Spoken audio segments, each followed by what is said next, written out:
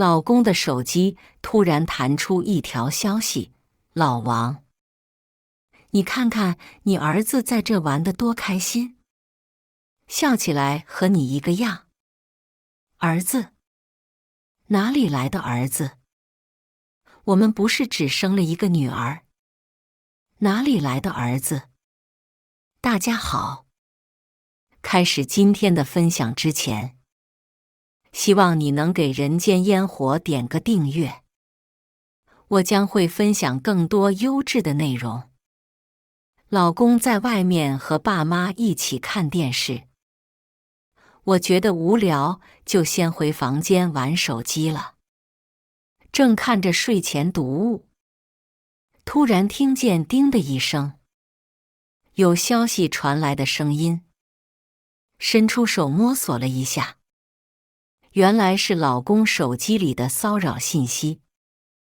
正准备放下，就看到一条消息：老王，你看看你儿子在这玩得多开心，笑起来和你一个样。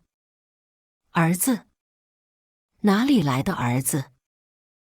我们不是只生了一个女儿？哪里来的儿子？正疑惑，紧接着手机又陆续弹出几条消息：要不你今天别过来接小孩了，从青市开车过来还得1个多小时，就让小孩在我这里住一晚，你明天再来接小孩也是一样的。一股不祥的预感涌上心头。我尝试了几次可能的密码，都不对，不由得有些泄气。听到门外婆婆的笑声，我尝试着输入了婆婆的生日，终于解开了手机。我点进去微信，出于谨慎，我没有点进消息，避免被她发现。看了看发消息的人的微信名字，我拿手机一搜，果然有。果然，以我对他的了解，他微信一般都不备注，显示的都是微信名。我看了看他的朋友圈，昨天的朋友圈里，我老公的脸赫然在列。他半蹲在地上，左手里抱着一个小男孩，右手揽着一个年轻的女人，举止亲密。旁边不远处还有一男一女带着小孩，与他们一起微笑看着镜头。朋友圈文案还写着2个家庭一起春游。我深吸一口气，将朋友圈图片保存了下来，并截了图。我和老王是隔壁村介绍认识的，结婚已经10几年了。年轻时我们一起去到海市打拼，赚了很多钱，在很多地方都买了房子。前几年因为家里的老人家身体不舒服，我便带着家里的老人来到了青市，在家里陪伴着一家老小，而我老公则继续留在海市，时不时过来陪陪我们。由于行业的特殊性，有时候会1、2个月都没见过面。我看着照片里的小孩，起码得有2岁的样子，不由得怒火中烧。我需要更多的证据。我深吸2口气，慢慢平静下来，往下看了好几个，除了我和爸妈，还有几个之前认识的朋友，就没有其他人。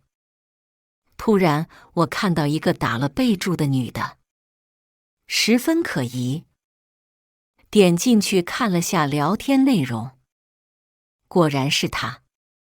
翻了翻他们的聊天记录，他们居然在4年前就已经好上了。那段时间，婆婆身体不舒服住院，因为婆婆不习惯护工照顾，我没日没夜在医院里照顾她母亲。打电话给她的时候，她说工作忙，我便没说什么。一个人揽下了所有，她居然那时候就已经出轨了，我愤怒不已。拍下证据后，就打算冲出去质问她。刚想起身，就看到王康推门进来。我笑看着他，怎么准备出门接小孩呀？他一时没反应过来，满口答应。片刻后，仿佛凝滞了一般，震惊地看着我。不一会儿，他仿佛什么都没发生一般，笑着说：“怎么可能？我们的孩子都多大了？今天他还要在学校上学，接什么小孩？怎么不可能？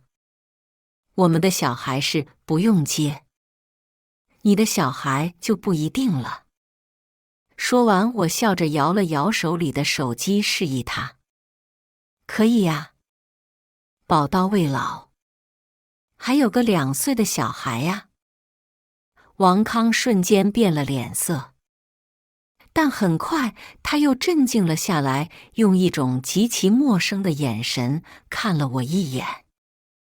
他走了过来，跪在床边，拉着我的手，恳切地看着我说：“老婆，我错了，我不该不先和你说的，你原谅我好不好？”我低头看着眼前令人陌生的人，不禁感到悲凉。原谅？你还有脸提？你也不看看你干的什么破事？这是说不说的问题吗？是你做的事情本来就是错的，怎么还得出轨了跟我说下？然后我满心欢喜地同意，是不是？他听见我的话，瞬间变了脸色，从地上起来，居高临下地看着我。错？我哪里有错？这些年都是我养着一家老小。听了他的话，不禁感觉好笑。养我？我是因为谁才没有工作的？我需要你养？这话你自己不心虚吗？他居然能说出这种话。先不提我是因为婆婆才没有上班的，光我们的财产起码有3/5是我打下来的。在我还没有回归家庭的时候，每天在外面跑来跑去谈合作，拉了不知多少的大单子。听完我的话，他少有的心虚了一下，不过很快他又调整过来。就这样不好吗？你继续待在家里陪老人小孩，我养你一辈子。看我明显不屑的表情，他又补充条件说：“以后的家产都是我们孩子的，以后外面的我绝对不会让他们出现在你眼前。”说完，像是抓住了我的痛点一样，笑着说：“你也不想让孩子没有爸爸吧？毕竟孩子是无辜的。”听完他的话，我不禁冷笑出声。搞笑？你呀，等着你说你全靠我养着是吗？别和我提孩子。离婚？明天就去离。见我不为所动，他胜券在握一般说：“离婚？好啊，看在你照顾妈的份上，给你10万，1个月之内搬离我的房子。10万？我们这些年的资产少说也有3000万，这还没有算各处的房子的增值部分。”他仿佛听到什么好笑的事情一样，说：“这和你有什么关系？你忘了？去年那些房子已经都转到我名下了。原来如此。去年他说资金周转不过来，把要卖房子。我也没细想，全都听他的配合走了程序，所以根本就没有周转困难。你只是为了转移财产到你名下。所以说，他低下头来得逞地笑道：所以呀，老婆就这样不好吗？我一把将他推开：你做梦！见我不为所动，他后退走到门口，像一个胜利者一样：再见，我陪小孩去了，记得照顾好爸妈。自从我和王康撕破脸之后，他当晚便连夜离开了。次日一早，我刚刚出到客厅，便看见公公和婆婆欲言又止地看着我。小雨呀，你和王康是不是遇到什么事了？吵架了？昨晚吵到你们了？是遇到些事，不过你们别太担心，没事就好。昨天好像听到你们说要离婚，没事就好。你们要好好的。你看吧，我就说是听错了吧。他们平常感情那么好，两人一路相互扶持，怎么可能离婚？看着老两口一脸庆幸的表情，我心中不忍，但还是决定坦诚相告。爸妈，你们没听错，我们确实打算离婚。话音落地，四周一片寂静。良久的寂静过后，我深吸一口气。王康出轨了，还和外面的小三生了个小孩。顿了顿，我补充道：是在我回来照顾您这段时间出轨的。小雨呀，是他对不起你呀。我们教子无方，竟然教出这么个垃圾来。婆婆声泪俱下地拉着我的手，公公在旁边皱着眉头拦着婆婆，试图安抚婆婆的情绪。望着眼前这一幕，心中不免感到悲凉，不仅为老两口感到悲伤，也为自己感到悲伤。你们离婚，孩子可怎么办呀？公公唉声叹气地说了句。听到公公的话，婆婆摇了摇头，拍了拍公公的手。可怜我的孙女，摊上这么个爸，离了也好，离了也好。说完，又继续哭了起来。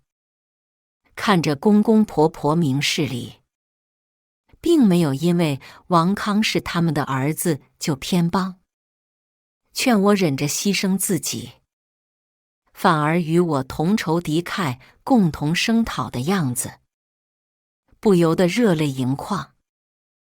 我闭了闭眼，待眼中的热意退却后，方才睁开眼。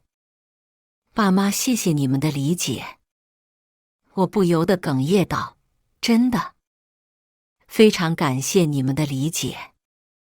思索再三，我拉住婆婆的手，对着公公和婆婆说：爸妈，过段时间我打算带着女儿一起搬出去住。搬出去？为什么你们要搬出去？他是不是说你什么了？难道他还赶你们走？岂有此理！岂有此理！居然做出这种禽兽不如的事情来！老两口显然非常震惊，你一言我一语的不断发出提问。我张了张嘴，本想倾诉王康的所作所为，想说他还想让我净身出户的事情，看着老两口义愤填膺的样子，没敢说出来，怕刺激到他们。出轨，还敢这样对你？哪里有一点为人丈夫、为人父亲、为人子的样子？他真的是长大了，翅膀硬了，竟然变成这个样子。小雨，你别怕，爸妈一定会帮你的。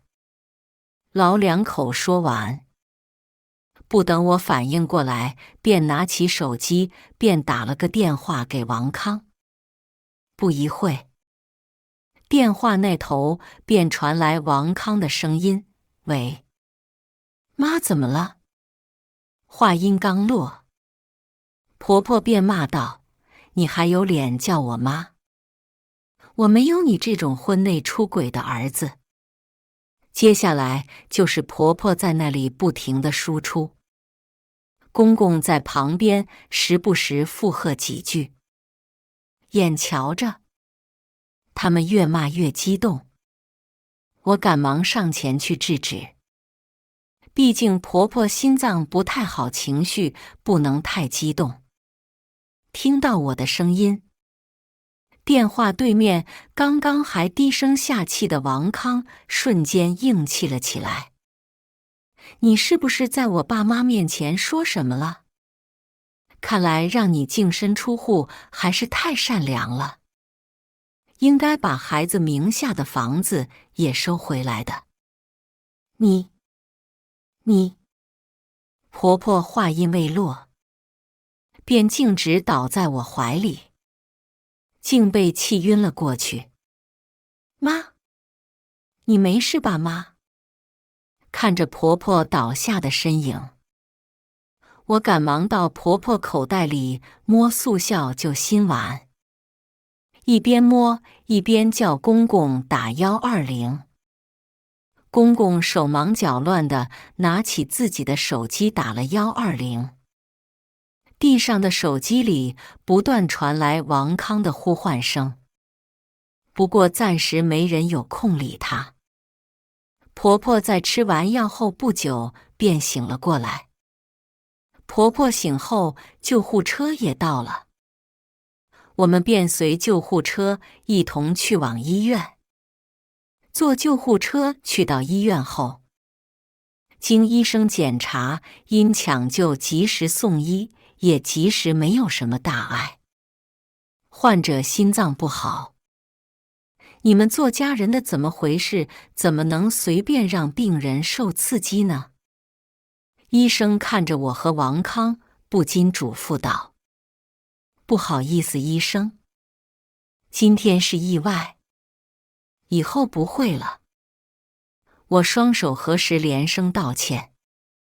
王康在半小时前便赶了回来，此刻坐在旁边。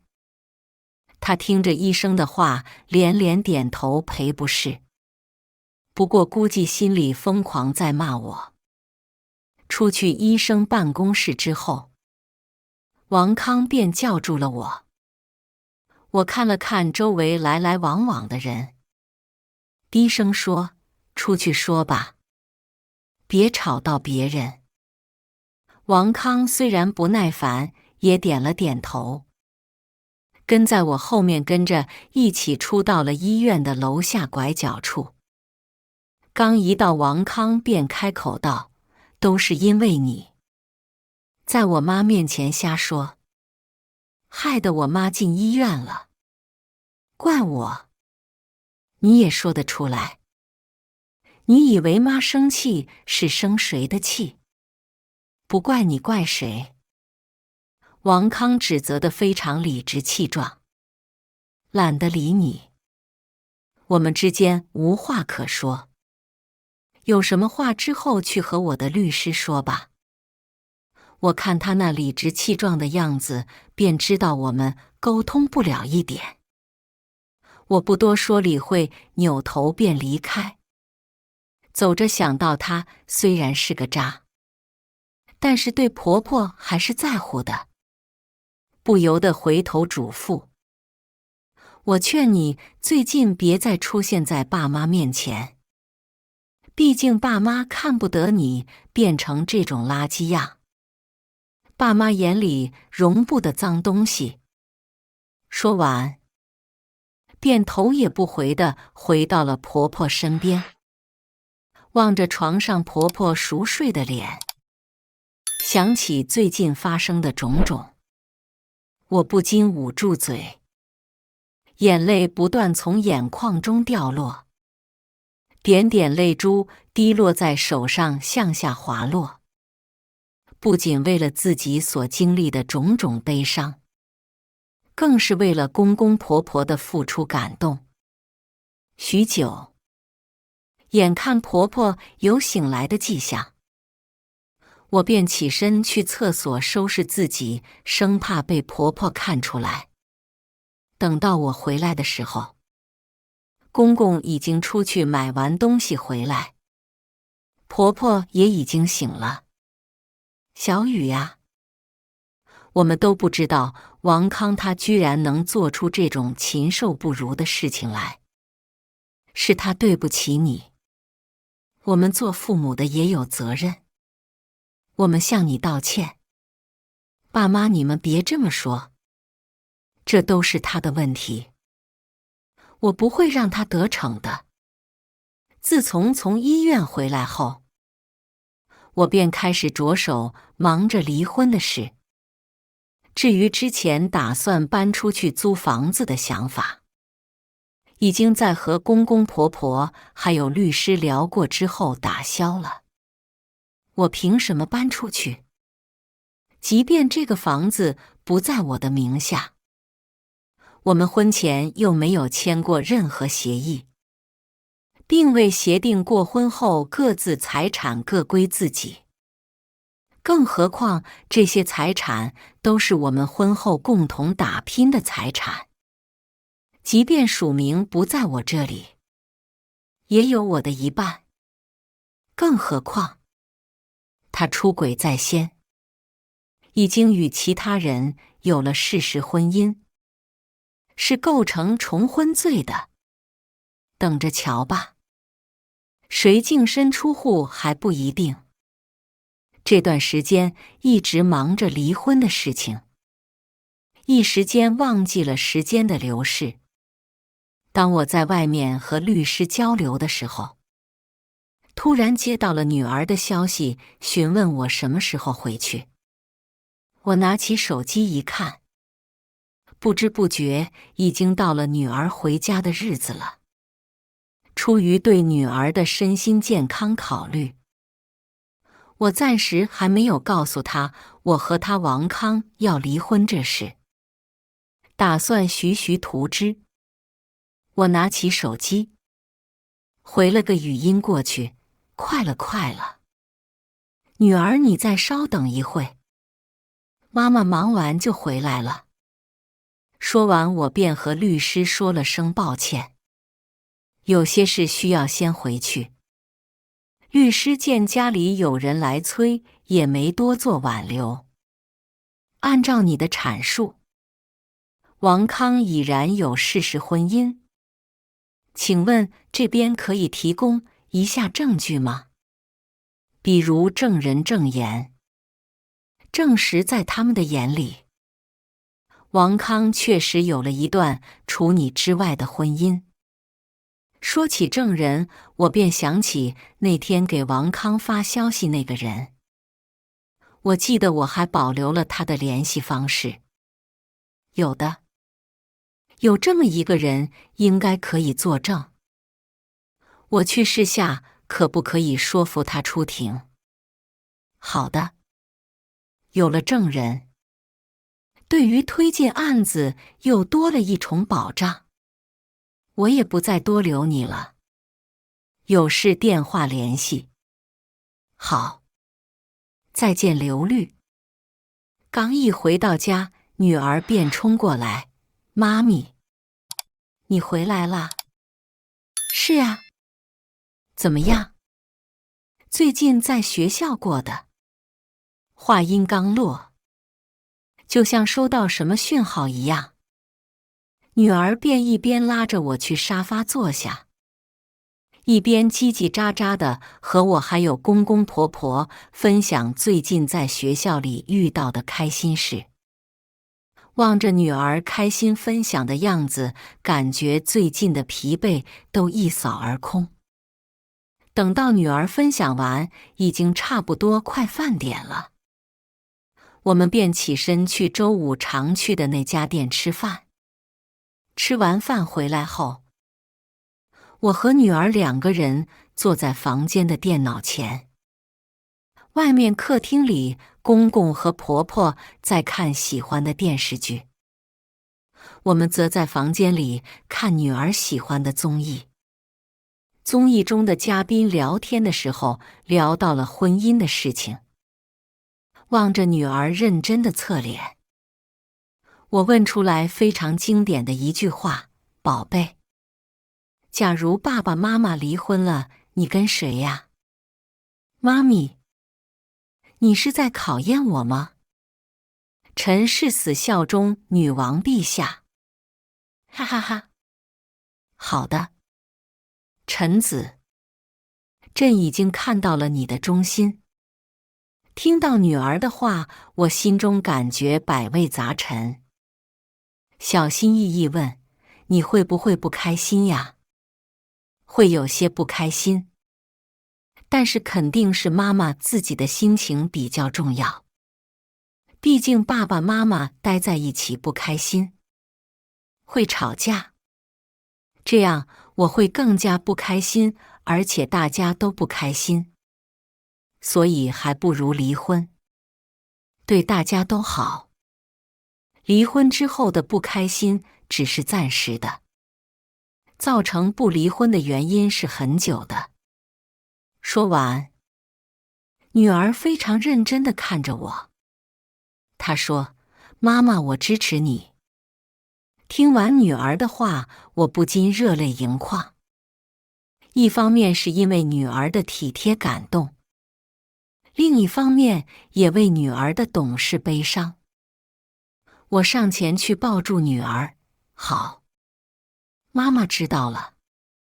在家陪了女儿几天，等到女儿返校后，我便紧接翻出上次拍的王康手机里那个人的信息，加上好友后，我便谎称自己要和他谈合作，希望可以见一面。不疑有他，他很快便同意了。我们约了第2天在海市的一家餐厅见面。第2天，我便驱车来到了海市。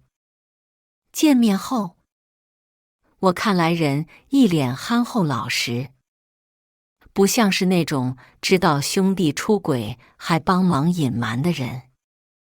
你好，我叫李小雨。你好，李小姐。幸会，我叫曹正。双方打个招呼，一阵寒暄后，我假模假样谈论了一些合作事宜后，我便开始旁敲侧击。曹哥，我好久没来海市，也不知道这里变得什么样，有没有什么好玩的地方推荐一下？这你放心，海市我熟啊，就我前阵子才出去了，那里就很不错。哦，你们去的哪里呀？对方果然在引导下说出了那个朋友圈里的地点，在海湾公园，那里很适合野餐，郊游适合带小孩一起去。哦，有没有照片可以给我看下吗？曹正拿出手机，翻出前几天拍的照片之后，便将手机递给我。这是你和你朋友他们2家人一起吗？这个人好眼熟哎，我怎么记得他老婆不是照片里这个人？怎么可能？从我认识他开始，他老婆就在他身边。就是这个人。这样吗？你们认识几年了？3年。怎么了？我拿出手机，找出我和王康的结婚证照片。他看了看手机里的照片，再对比了一下我的脸，震惊极了。他居然有老婆。还是你？那哪个人？所以那个人是小三。是的。我这次来找你，一方面是想谈合作，另一方面则是希望你可以出庭作证。出庭作证？你要告他？我得考虑一下，他做得很不对。可另一方面，我不能背叛朋友。看出他的犹豫。他不仅出轨，还有私生子，还不归家，还将家里的老人气到住院。这种人也值得做兄弟吗？怕道德牌不足以打动他，我又补充，这次的合作，我也是带着十足的诚意来的。这个项目，我可以帮你搭线。虽然主要是来说服他作证的，但是合作也不是胡诌的。朋友那里确实需要，正愁找不到合作商，搭线也不是不可以。毕竟他家的产品和价格确实都挺合适的。话是这么说，我回去想想。说完又补充一句，今晚给你回复，你看怎样？我也知道不能逼太紧的道理，应了声好。我们聊完之后，我便回了青市。晚上，他便来了消息说，好，我答应帮你出庭作证。果然如此。我露出意料之中的微笑。他没有理由拒绝。于情，于理，于私，他没有任何理由拒绝。算了算时间，去法院起诉。法院传单也差不多快寄到他手里了。第二天下午，我果然接到了王康的电话。李小雨，你疯了？居然真的告我？你不会以为这样就可以赢了吧？能不能赢？法庭上碰一碰不就知道了。行，上法庭就上法庭。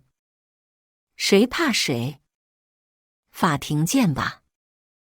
这位违反了婚姻法、犯了重婚罪的死鸭子，看你嘴硬到什么时候？你有什么证据？我们只是谈恋爱，又没有领证，顶多不道德。你还有道德心？等着进去吧你。说完，我便挂了电话。至于他在电话那头的心情，就不是我所关心的了。2天后，我正在做美容，突然就接到了王康的电话。可能是找了律师，知道了其中的厉害，知道自己赢的胜算不大。过了2天，他便打电话过来了。刚一接通，便传来王康的声音：“老婆，我错了。我之前是鬼迷心窍，我只当她是妹妹，是她勾引我的。我真的知道错了，我们已经断了。老婆，你原谅我好不好？”我把手机放在旁边的茶几上，示意技师小姐姐继续。闭着眼，一边听着免提里传来的王康虚伪的声音，一边继续做我的项目。王康噼里啪啦说了一大段话。见我没有回应，老婆老婆，你在听吗？听着呢。然后呢？背地里养着是吧？见我油盐不进，他开始气急败坏起来，细数我的不是。我懒得听他的独角戏，便伸手掐了电话。做完项目回家后，我陪着公公婆婆吃完晚饭，便坐在沙发上看电视。正看着电视，便听见门锁转动的声音。一抬眼，果然是王康。王康快步走过来，跪在我腿边说：“老婆，我真的知道错了，知道错了就和我离婚，答应我的条件。离婚可以，那你还告我吗？要我答应什么条件？